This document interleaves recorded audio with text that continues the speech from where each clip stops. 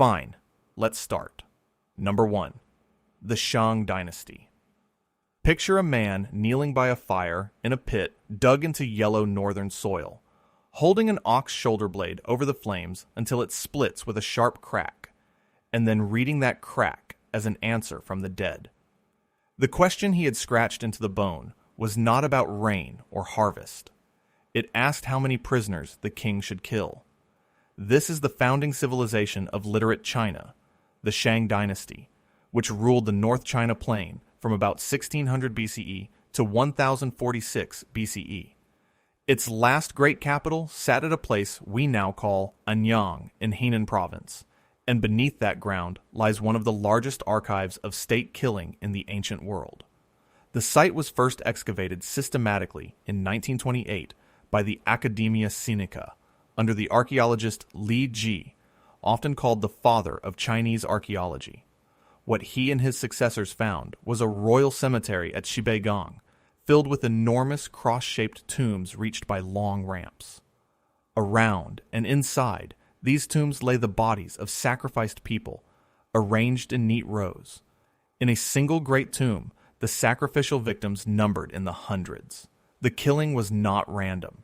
It was recorded.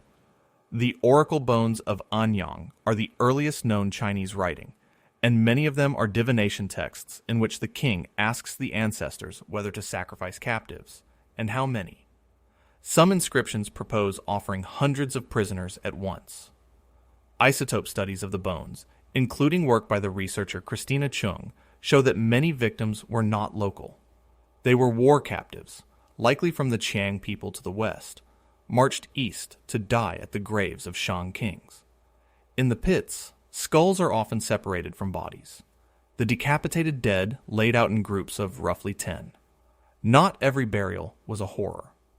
In 1976, archaeologists found the intact tomb of Fu Hao, a royal consort who was also a general.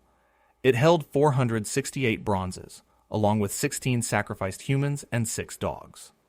The bronzes point to the other face of the Shang, a state of astonishing technical power. Their ritual vessels were cast in ceramic piece molds at industrial scale, including one bronze cauldron, the Humuwu Ding, that weighs about 833 kilograms. Foundation sacrifices were placed under floors and gateways. Chariots were buried with their horses and drivers. Across the late Shang, the recorded victims of Ren Shun, human offering, exceed 13,000. Scholars still argue over what the numbers mean. The mainstream reading treats them as literal tallies of ritual killing. A more skeptical view sees idealized or exaggerated figures. A popular and fringe reading imagines continuous mass slaughter, a myth the excavated pits do not support, since the killing appears episodic and tied to specific ancestors. The divination itself relied on ox shoulder blades and turtle plastrons, heated until the cracks appeared, and it guided the greatest decisions of the state, from harvests and warfare to childbirth and the weather. The Shang were not a loose tribe, but a centralized power, with a standing army, a monopoly on bronze, and a script, and the scale of killing seems to have declined toward the dynasty's end, and further still under the succeeding Zhou. Yinshu, the ground that holds all this, was named a UNESCO World Heritage Site in 2006. But even the cautious count is staggering. Remember what this means. The very foundation of Chinese civilization, its first writing and its first bronze masterpieces, was laid down alongside the organized killing of thousands. Writing was born here partly to ask the dead for permission to kill. And if that scale unsettles you, hold on, because on the other side of the planet, archaeologists would one day lift a layer of mud and find a single killing ground even larger. Number 2. The Chimú. In 2011, on a windswept bluff of pale sand above the gray Pacific near the Peruvian town of Huanchaco, an archaeologist scraped back a hard crust of dried mud and uncovered the small, curled skeletons of children laid side by side with young llamas stretching on and on across the sand. The site is called Huanchaquito Las Llamas, and it holds the largest mass child sacrifice ever documented anywhere on Earth. The people who did this were the Chimú, whose kingdom ruled the north coast of Peru from about 900 CE to 1470 CE, from a vast capital called Chan, the largest adobe city in the Americas, sprawling across roughly 20 square kilometers. The excavation, led by Gabriel Prieto and John Verano, eventually counted more than 140 children, aged about 5 to 14, together with over 200 juvenile llamas. Radiocarbon dating placed the event around 1450 CE, near the end of the Chimú state. The cause of death was written on the bones. Many children bore a clean transverse, cut across the breastbone, and displaced ribs suggested the chest had been opened, most likely to reach the heart. Their faces had been smeared with a red cinnabar-based pigment. The children were buried facing west, toward the sea. The llamas, all under 18 months and often pale-coated, faced east, toward the mountains. Over the killing ground lay a thick layer of dried mud. That detail may be the whole explanation. It suggests the sacrifice was a response to catastrophic rain, almost certainly a severe El Niño event. The ocean warming and the desert coast drowning under storms it was never built to handle. A second site nearby, Pampa La Cruz, has since yielded still more victims, pushing the regional total past 300 children. In the hardened mud, researchers even found preserved footprints, the tracks of the adults, children, dogs, and llamas who walked to that place. The findings were published in the journal PLOS 1 in 2019, with support from National Geographic. Ancient DNA and isotope analysis showed the children came from many different regions across the Chimú realm, not one local village, and many had been healthy and well-fed. This was not the disposal of the weak. It was a deliberate offering of valued children. The mainstream interpretation is an emergency ritual against ecological disaster. Others emphasize the political message such a sacrifice sent, a display of the elite's power to command even the lives of children.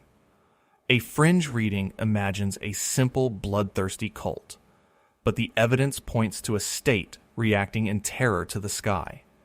And here's the part that should reach across 5 centuries and touch you. The force that likely drove this killing, El Niño, still exists. It still floods the same coast today. The Chimú themselves were master engineers, builders of the largest adobe city in the hemisphere and of long canals that linked one river valley to another to water the desert. And the sheer number of victims here dwarfs the far more famous Inca Capacocha sacrifices, which usually claimed only a handful of children at a time. This was killing on a scale the written records never prepared us for. The Chimú carved their fear of the weather into stone, and so did the people we meet next. Number 3. The Zapotec. Walk along a wall on a flattened mountaintop in southern Mexico, and you pass a gallery of carved stone slabs, more than 300 of them, each showing a naked human figure, with its eyes closed, its body contorted, and scroll-like marks where the genitals should be. For a long time, people called them the danzantes, the dancers, as if these were joyful figures caught mid-movement. They are not dancing. They are the mutilated dead.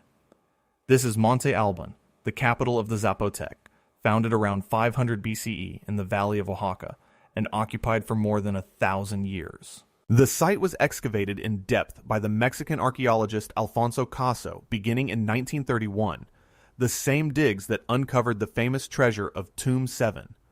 The danzante carvings belong to the earliest phase of the city, making them among the oldest monumental narrative art in all of Mesoamerica. The closed eyes read as death. The open mouths read as final agony. The scrolls at the groin are widely understood as genital mutilation, or blood. Most scholars now see these figures as slain and mutilated war captives, defeated enemy leaders displayed in stone for everyone to see. Some slabs even carry early Zapotec glyphs and calendar signs, among the first writing anywhere in the Americas. The theme continued as the city grew. On a later arrow-shaped structure known as Building J, the Zapotec carved a series of conquest slabs, each naming a town they had subjugated, many topped by an upside-down human head to mark the defeat. Researchers such as Joyce Marcus and Kent Flannery have used these carvings to trace how Monte Alban expanded by force across the valley, pulling in tribute. At its peak, around the middle of the first millennium CE, the city held perhaps 17,000 people, who worshipped the lightning and rain deity Cotillo and buried their dead with elaborately carved urns. Three ways of reading the Danzantes have competed over the years. The mainstream view treats them as war captive propaganda, a public monument to conquest. An older, now minority view once saw them as ritual dancers, or even figures with medical conditions. A fringe strand read them as swimmers or plague victims. The mutilation and the captive iconography have made the war interpretation the strongest by far. That arrow-shaped building J was set at an unusual angle, possibly aligned to the stars, so that Zapotec astronomy and Zapotec conquest shared the same plaza.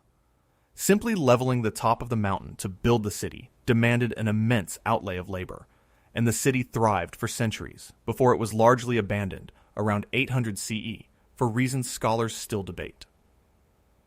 Think about what that means at the dawn of writing in the Americas. One of the first things a young state chose to carve, before almost anything else, was the tortured body of its enemy, a stone menu of the people it had broken. And on the coast to the south, another Andean culture was preparing to bury the living with the dead. Number 4. The Sicán. In a deep shaft cut into a pyramid of mud brick, archaeologists in 1992 reached the bottom and found a lord buried upside down. His body had been placed headfirst into the earth, seated and inverted, his face covered by a great golden mask painted blood red with cinnabar. Around him lay more than a ton of grave goods, and the bodies of women and adolescents who had been killed to accompany him. This is the world of the Sicán, also called the Lambayeque, a culture that flourished on Peru's north coast from about 750 CE to 1375 CE, between the earlier Moche and the later Chimú. Their heartland lay in the La Leche Valley, at a complex of monumental adobe pyramids known as Batan Grande. The Japanese archaeologist Izumi Shimada has directed research there since 1978, defining the culture scientifically after generations of looting had torn through the site. The East Tomb at Huaca Loro, opened in the early 1990s, held that inverted lord, his golden mask, and roughly 1.2 tons of offerings. 2 young women and 2 adolescents had been sacrificed and laid in the tomb as attendants. A companion pit, the West Tomb, contained about 24 individuals, many of them women, arranged around a central figure. The Sicán were master metalworkers. They produced arsenical bronze and worked gold and silver on a large scale, and their art is dominated by the Sicán deity, a masked figure with upturned eyes, often shown with wings. Their signature object is the tumi, a crescent-bladed ceremonial knife tied in imagery to sacrifice. The cinnabar that colored their lords' bodies was a prestige pigment, mercury sulfide, traded across long distances. Skeletal analysis confirms that some of the attendants were killed specifically for the burial. This is retainer sacrifice, the killing of servants to serve a master in death, and it appears here on the coast of Peru just as clearly as it appears in the tombs of Shang China half a world away. The cinnabar that painted their lords was itself a slow poison, mercury sulfide, prized for its blood-red color, and carried across great distances. Much of the Sicán record was nearly lost, because Batan Grande was among the most heavily looted sites in all of Peru, its tombs gutted by grave robbers before archaeologists could read them. A nearby site, Huaca Rajada, produced the earlier Moche Lord of Sipán, often confused in popular accounts with the Sicán, though they belong to different peoples and centuries. Around 1100 CE, drought and fire struck the Sicán heartland. The people abandoned Batan Grande and moved to a new center at Tucumé, and by about 1375 CE the Chimú had conquered the region. Scholars read the inverted, disarticulated lords as an expression of a cosmology of cyclical death and rebirth, the body turned toward the earth to be reborn. Others stress raw status display, A fringe of writers tie all that Sicán gold to lost civilizations or ancient astronauts, though the metallurgy is fully explained by Andean skill. Strip away the theories, and one fact remains. Real people were put to death so a dead man would not be alone underground. And that same instinct, to sacrifice the living for the sacred, was hiding inside a civilization the modern world chose to remember as gentle. Number 5. The Minoans. On a mountain in Crete, around 1700 BCE, a young man of about 18 lay bound on a low stone altar inside a small shrine, a long bronze blade resting across him, while 3 other people moved through the rite. Then the ground convulsed. An earthquake brought the building down on all of them at once, and fire followed, sealing the scene exactly as it was. When Yannis and Ephi Sakelarakis excavated this shrine at Animospelia in 1979, they found the bound youth, an older man and woman, and a 4th person crushed near the doorway. The bones of the youth were oddly discolored on one side, consistent with his blood having been partly drained before he died. This should not have been possible, because the Minoans were supposed to be the peaceful ones. This civilization flourished on Crete from about 3000 BCE to 1100 BCE, and when Arthur Evans excavated the Palace of Knossos beginning in 1900, he sold the world an image of a gentle, art-loving people of the sea, dancing with bulls and painting dolphins. Animospelia cracked that image, and then it broke further.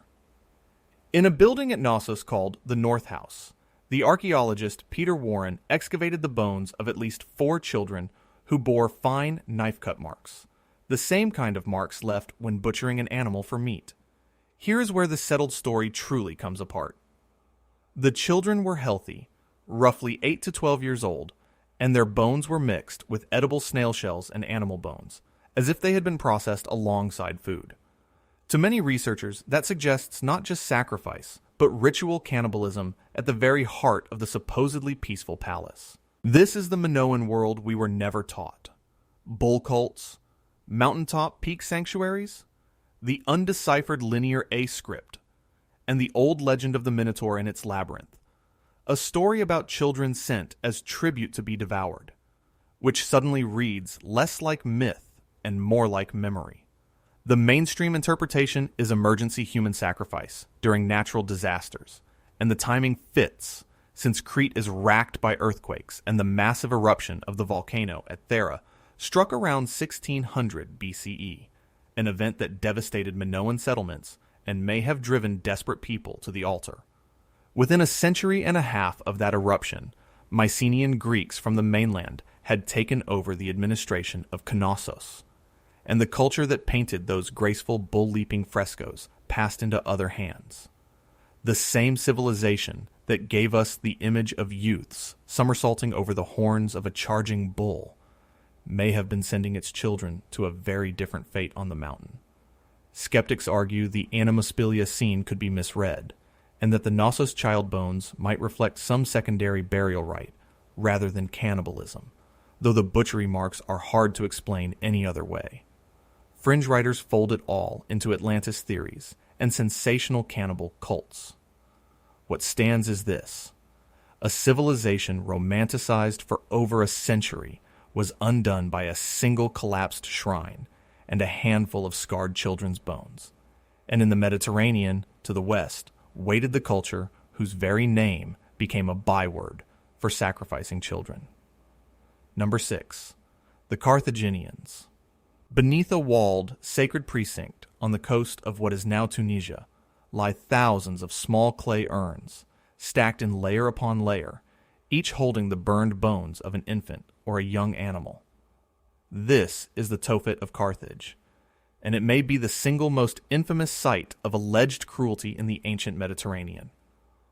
Carthage was founded by Phoenician colonists from the city of Tyre, traditionally in 814 BCE, and grew into a maritime empire. When Lawrence Steger and his colleagues excavated the Tophet in the 1970s, they estimated it might hold the remains of tens of thousands of children, buried over roughly 600 years. The urns were marked by carved stone stelae, many dedicated to the deities Baal-Hamon and Tanit. Some carry inscriptions recording a vow, a mulk offering, a promise fulfilled by giving a child to the gods. Ancient authors describe the practice in horrified detail. Diodorus Siculus and Plutarch wrote of Carthaginians offering children by fire, and Diodorus claimed that in 310 BCE, with the tyrant Agathocles at the gates, the city sacrificed 500 children of noble families. The very word Tophet is borrowed from the Hebrew Bible, which condemns the burning of children to a god called Moloch. But here the story turns, because this is one of the genuinely contested cases in all of archaeology. For decades, scholars have split into two camps. One accepts real, ritual child sacrifice. The other argues that the Tophet was simply a cemetery for infants who had died naturally, in an age of staggering infant mortality, buried in a special sacred place. A study led by Josephine Quinn in 2014 weighed the archaeology, the inscriptions, and the ancient texts together, and concluded that genuine ritual child sacrifice was the better explanation, most likely selective and concentrated in times of crisis. The animals buried alongside, mostly lambs and kids, may have served as substitutes in some cases. Similar tophets appear at other Phoenician Punic sites, at Motia in Sicily, and Sulcis and Theros in Sardinia, and Hadrumetum on the African coast, suggesting the practice was widespread across the Phoenician world rather than a single city's aberration. Dental and skeletal studies of the urns reveal a mix of ages, including newborns and even prenatal remains, which complicates any simple reading and keeps the debate alive. Two things must be held together.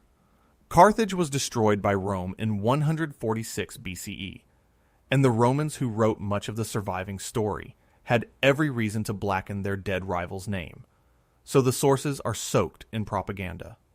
The lurid image of a bronze idol of Moloch with mechanical arms tipping children into a furnace is a later embellishment, not fact. Yet the urns are real, and they are stacked 600 years deep. Carthage stands as the archetype of the cruel ancient civilization, and also as a warning. Reading ritual violence out of the ground is far harder than the legends pretend. To the north, in the forests of Europe, that difficulty only grows. Number 7. The Celts. At a windswept sanctuary in southern France, a stone gateway once stood with deep niches carved into its uprights, and set into those niches were real human skulls, some fixed in place with iron nails driven through the bone. This is Roquepertus, and it is one of the hard archaeological anchors for the reputation of the Celts, the loose family of Iron Age peoples who spread across Europe from about 800 BCE. Much of what we think we know about them comes from their enemies. Julius Caesar and Diodorus Siculus described Celtic headhunting and human sacrifice, and it is Caesar who gives us the famous image of druids burning victims alive inside a giant figure woven from wicker. The archaeology does support real ritual violence, even where it cannot confirm every Roman tale. At Roquepertus and the nearby site of Entremont, excavators found carved stone heads and displayed skulls, several pierced so they could be mounted on posts or walls as trophies. Diodorus wrote that Celtic warriors embalmed the heads of distinguished enemies in cedar oil and kept them as prized possessions, and the skull niches make that account suddenly concrete. The Gundestrup cauldron, a silver vessel found in a Danish bog, shows a large figure apparently lowering a man head first into a vat, a scene many read as sacrifice. Then there are the bog bodies.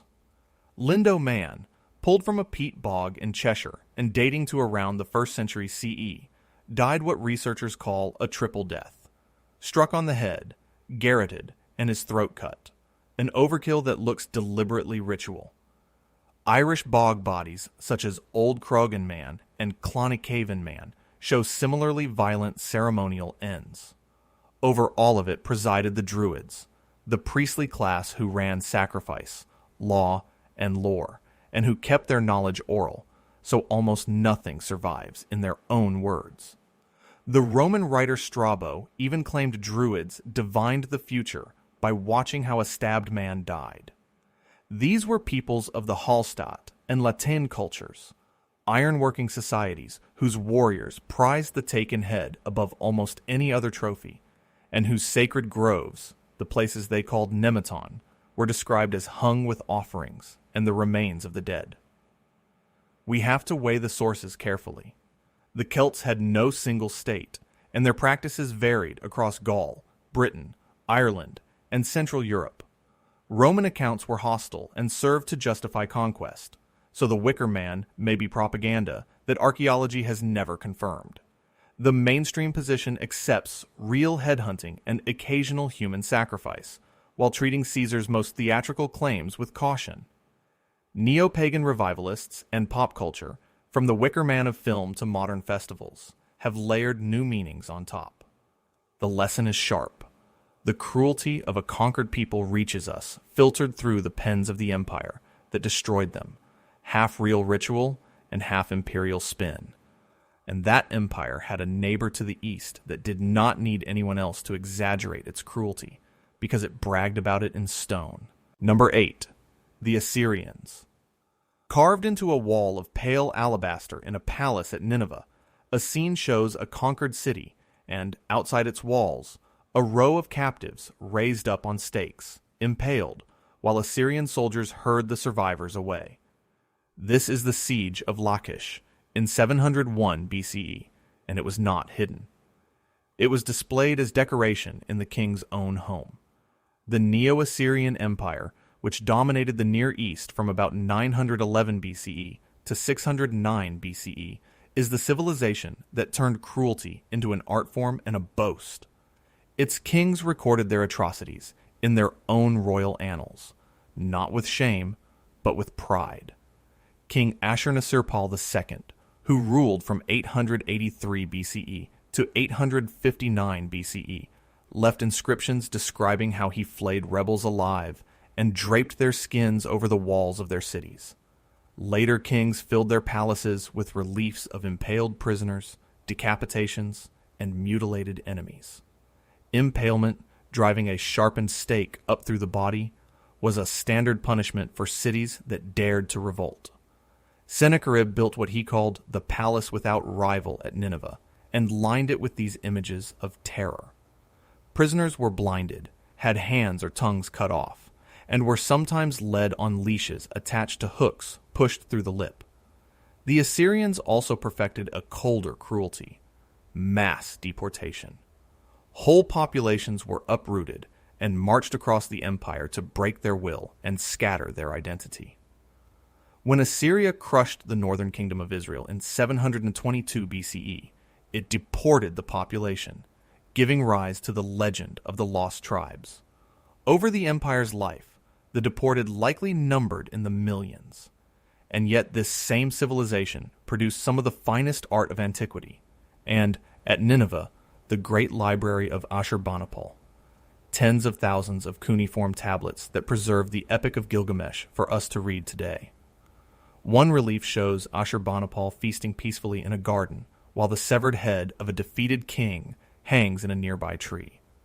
Much of this survives because the excavator Austin Henry Laird dug at Nimrud and Nineveh in the 1840s and shipped the great reliefs to the British Museum, where visitors still walk past the carved rows of the impaled. The annals themselves read like victory speeches, cataloging the burned cities, the heaped skulls, and the columns of deportees as proof that the king had done the will of the god Ashur. Moving whole populations across an empire was a colossal logistical act, requiring roads, guards, and supply. And the Assyrians treated it as ordinary policy, uprooting millions across their history to reshape the map to their will. There was strategy in the horror. The mainstream view is that Assyrian cruelty was real, but also deliberately magnified as propaganda, a psychological weapon aimed at every city that might consider rebellion. If terror could make an enemy surrender before the army even arrived, the publicized atrocity had already done its work. That is the innovation that makes Assyria matter. It pioneered state terror as a tool of government, and it wrote the cruelty down on purpose so its enemies would read it and submit. There is a grim modern echo, too. In 2015, militants deliberately smashed Assyrian reliefs at Nimrud and Nineveh, trying to erase the very record of that ancient power. From the deserts of Iraq, we now cross the ocean to a green pool in the jungle, and a civilization we were also taught to admire. Number 9. The Maya. In the jungle of the Yucatan, at the great city of Chichen Itza, there is a circular sinkhole about 60 meters across, its water a deep and cloudy green. Divers who descend into the sacred cenote bring up jade beads, gold discs, incense, and human bones, many of them belonging to children and young adults. Beginning in 1904, an American named Edward Herbert Thompson dredged this well and hauled up a fortune in offerings mixed with the dead. Later analysis of the recovered bones, including work by the archaeologist Guillermo de Anda, found perimortem trauma consistent with sacrifice. The Maya, whose civilization reached its classic peak between about 250 CE and 900 CE, were not the serene stargazers of the old textbooks. They were, among many other things, a people of blood. Maya rulers practiced ritual bloodletting, drawing their own blood by drawing barbed cords and stingray spines through the tongue, the ears, and the genitals, offerings carved onto monuments such as Lintel 24 at Yaxchilan, which shows a queen pulling a thorned rope through her tongue. The famous Mesoamerican ball game carried a darker meaning here, and reliefs at Chichen Itza depict a ball player decapitated, streams of blood bursting from his neck as serpents. The Quiches Maya creation epic, the Popol Vuh, tells of the hero twins playing ball against the lords of the underworld, a place called Xibalba, the place of fear. Captive kings met terrible ends. The murals at Bonampak show prisoners tortured, their fingernails torn, before being sacrificed, and Maya art records both heart extraction and death by arrows. The cenotes themselves were understood as portals to the underworld and to the rain god Chak, which is why they became focal points for offerings, especially when the rains failed. That connection to drought is not incidental. Increasingly, researchers link the classic Maya collapse to prolonged drought, the same crisis that seems to have intensified sacrifice at places like Chichen Itza. When the sky withheld water, the wells received the dead. Chichen Itza itself rose to dominance late, in the Terminal Classic and the centuries after, blending Maya traditions with Central Mexican ideas of war and sacrifice. And surviving Maya books, such as the Dresden Codex, preserve the rituals and the astronomy side by side. Much of what survives passed through a strange filter. In 1562, the Spanish bishop Diego de Landa both recorded Maya customs in detail and burned their books at Mani, destroying most of their written history in a single act. The mainstream understanding today is that sacrifice, bloodletting, and the ritual ballgame were central to Maya kingship and cosmology, sharpening in times of crisis. The old romantic image of uniquely peaceful astronomers has been overturned by clear evidence of warfare and human sacrifice. Fringe theories still tie the Maya calendar to a 2012 apocalypse and to lost civilizations, claims the record does not support. Stand at the edge of that green well, and the truth is simple and cold. A place that now draws tourists to swim was a mouth that swallowed children when the world grew dry. And the final civilization on this list left behind the most thoroughly documented mass killing in human history. Number 10. The Aztecs. In 2015, in the heart of Mexico City, archaeologists digging behind the cathedral uncovered a tower built out of human skulls, hundreds of them, mortared together into a curving wall, part of a much larger rack that once displayed the heads of the sacrificed. This is the Huitzompantli, the great skull rack of the Mexica, the people we usually call the Aztecs, and its rediscovery confirmed in physical stone what the written sources had long described. The Mexica built their empire from the 14th century, founding their capital Tenochtitlan on an island in Lake Texcoco in 1325, and at its center rose the Templo Mayor, the twin shrine pyramid to the war god Huitzilopochtli and the rain god Tlaloc. The excavations, led by Eduardo Matos Moctezuma and Raul Barrera, uncovered the skull rack and 2 towers built of skulls and mortar. Among the hundreds of recovered skulls were those of women and children, overturning the idea that only captured warriors were offered. The primary method of sacrifice was direct and public. A victim was bent backward over a stone, and a priest opened the chest with a blade of obsidian or flint and pulled out the still-beating heart. When the rebuilt Templo Mayor was dedicated around 1487, native and Spanish accounts describe thousands of people sacrificed over several days. Spanish conquistadors later claimed to count 136,000 skulls on the rack, a figure almost certainly inflated, yet reaching for a real and enormous scale. The killing was woven into the machinery of the state. The Mexica fought arranged battles called the Flower Wars, whose purpose was less to seize land than to capture warriors for sacrifice. The theology framed it as necessity. The sun god had to be fed human hearts to keep the sun moving and the cosmos alive. Different gods demanded different rites. For the festival of Zapotec, victims were flayed and priests wore their skins.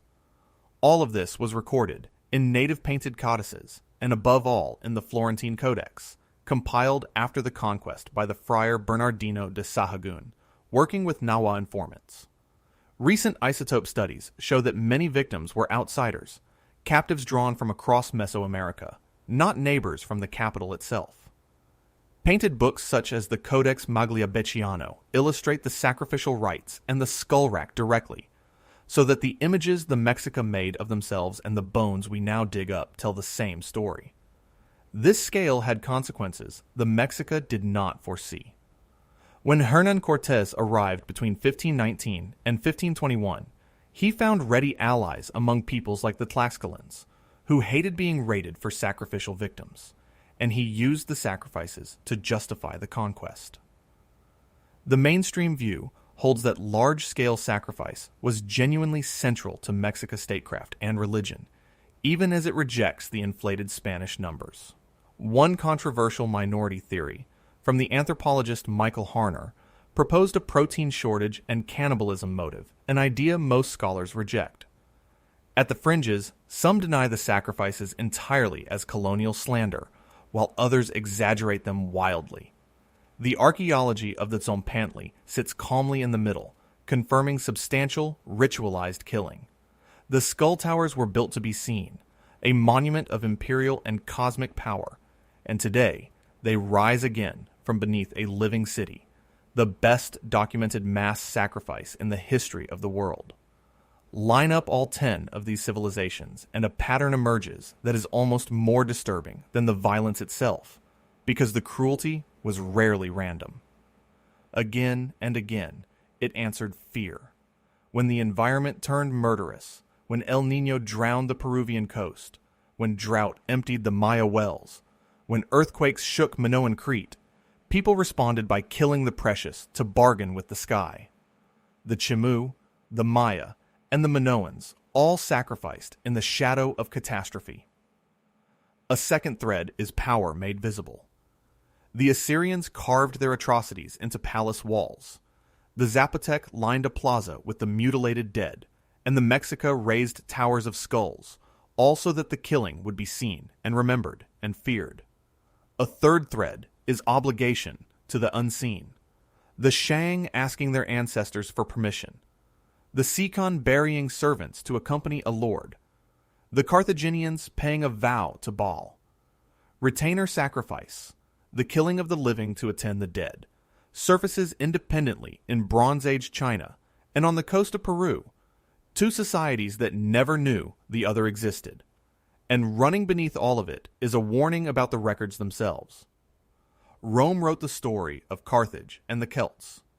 Spain wrote the story of the Maya and the Aztecs. The word cruelty is partly a modern lens laid over an ancient logic in which these acts were not madness but duty. That does not make the bones any less real, but it complicates every easy judgment we might want to make. Notice, too, how often the same crises recur across these 10 stories. Drought empties the Maya wells and hollows out the Zapotec and Sicán heartlands. Flooding rain drives the Chimú to the bluff at Huanchaquito. Earthquakes crack the Minoan shrines.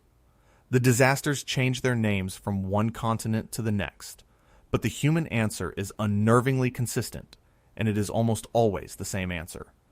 Give the gods something precious, and give it publicly. None of these were hordes of monsters.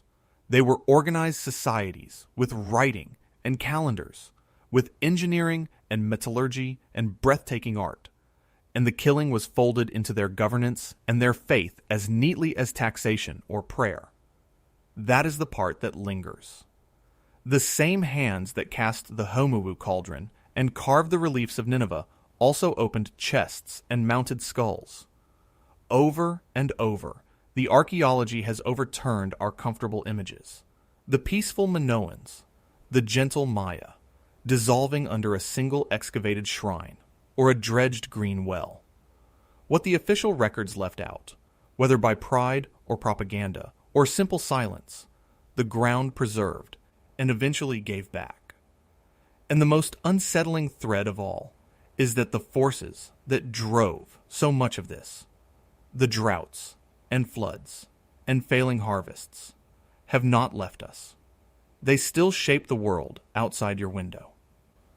Perhaps the real distance between us and them is not the cruelty, but the honesty. The willingness to carve the killing into a wall or stack the skulls where everyone could count them, while we prefer our violence kept out of the official record. The ground, in the end, keeps the truest account of any people, and it does not flatter. If the deep past still has questions for you, there is another investigation waiting on your screen right now, and subscribing keeps them coming.